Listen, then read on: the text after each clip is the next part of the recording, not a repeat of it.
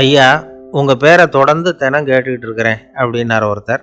தொடர்ந்து கேட்குறீங்களே, உங்களுக்கு காது வலிக்கலையா அப்படின்னு கேட்டோம்.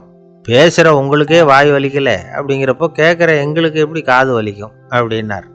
நம்ம உடம்புல ஒரு அதிசயம் என்ன தெரியுமா? ரொம்ப நேரம் நாம் நடக்கிறோம்னு வச்சுக்கோங்க, கால் வலிக்கும். ரொம்ப நேரம் வேலை செஞ்சால் கை வலிக்கும், உடம்பு வலிக்கும். ரொம்ப நேரம் பார்த்துக்கிட்டே இருந்தால் கண்ணு வலிக்கும். ரொம்ப நேரம் பேசிக்கிட்டே இருந்தால் வாய் கூட வலிக்கும். ஆனால் ரொம்ப நேரம் கேட்டுக்கிட்டே இருக்கிறதுனால காது வலிக்கிறது இல்லை. அதனால் கேட்கறதுக்கு முக்கியத்துவம் கொடுத்தாங்க நம்ம பெரியவங்க. திருவள்ளுவர் தேவையில்லாமல் வார்த்தைகளை உபயோகப்படுத்த மாட்டார். ஒரு திருக்குறள்னு எடுத்துக்கிட்டாவே அதில் மொத்தம் 7 வார்த்தைகள், அவ்வளவுதான். அப்படி 7 வார்த்தைகள் மட்டுமே உள்ள ஒரு திருக்குறளில் வள்ளுவர் ஒரே வார்த்தையை 5 தடவை உபயோகப்படுத்தியிருக்கிறார், திரும்ப திரும்ப பயன்படுத்தியிருக்கிறார். அப்படின்னா அதை எந்த அளவுக்கு வலியுறுத்தி சொல்கிறார் அப்படிங்கிறத நாம் புரிஞ்சுக்கணும். அது என்ன குறள்? செல்வத்துள் செல்வம் செவிச்செல்வம், அச்செல்வம் செல்வத்துள் எல்லாம் தலை. செவிச்செல்வம்ங்கிறது அவ்வளவு முக்கியமானது.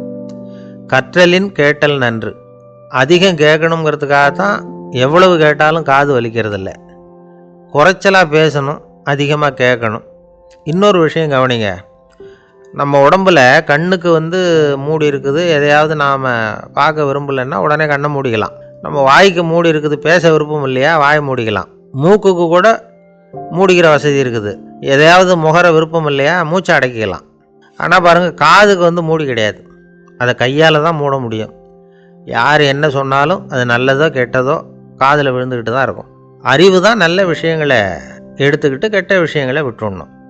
நல்ல கருத்துக்கள் நம்ம காதில் நிறைய விழுந்துக்கிட்டே இருக்கணும். அதை கேட்டு நாம் நல்லபடியாக வாழணுங்கிறது தான் படைப்பின் விருப்பம். ஆன்மீகவாதிகள் கூட ஒன்று சொல்லுவாங்க. அதாவது, ஆன்மீக பாதையில் நீங்கள் முன்னேறணும்னா முதல்ல சிரவணம் செய்யணும்பாங்க.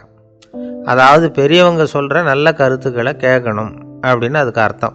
அதனால் யார் நல்ல கருத்துக்களை சொன்னாலும் அதை காது கொடுத்து கேளுங்க. இவ்வளவு கருத்துக்களையும் நம்ம நேயர் ஒருத்தர்கிட்ட சொல்லிகிட்டு இருந்தோம். அவரும் சரி சரின்னு தலையாடிக்கிட்டே இருந்தார். அப்புறம் சொன்னார், நீங்கள் சொல்கிறது சரிதான் சார், காதுக்கு மூடி இல்லைங்கிறது ரொம்ப சரி. அதனால தான் உங்கள் தகவல் கூட நாங்கள் விரும்புகிறோமோ இல்லையோ தினம் காதில் விழுந்துக்கிட்டு இருக்குது அப்படின்னார். எங்களுக்கு ரொம்ப பெருமையாக இருந்தது. அப்படியா அப்படின்னோம். ஆனாலும் என்ன மாதிரி சில பேர் நீங்கள் தகவல் சொல்கிற சமயத்தில் காதில் மூடி இல்லையேன்னு சொல்லி கவலைப்படுறதில்ல சார் அப்படின்னார். ஏன்னு கேட்டோம். காதை மூடுறதுக்கு தானே வசதி இல்லை, ரேடியோவை மூடுறதுக்கு வசதி இருக்குதுல்ல, அதனால் டக்குன்னு அதை மூடி வச்சுருவோம் அப்படின்னார்.